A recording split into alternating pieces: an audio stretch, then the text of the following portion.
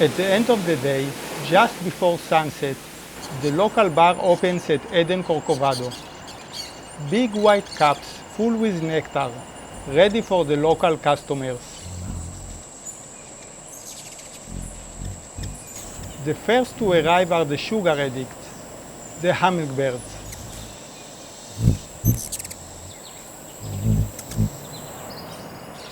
And soon after come the rest of the customers.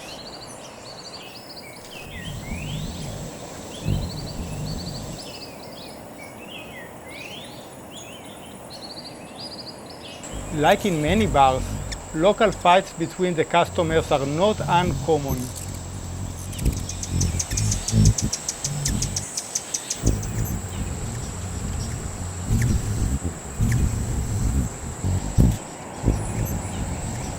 The rule is very simple.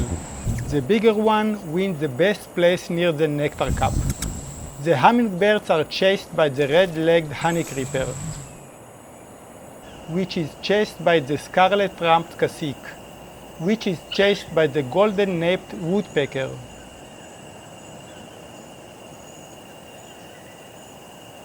And there is also the one who don't like to drink.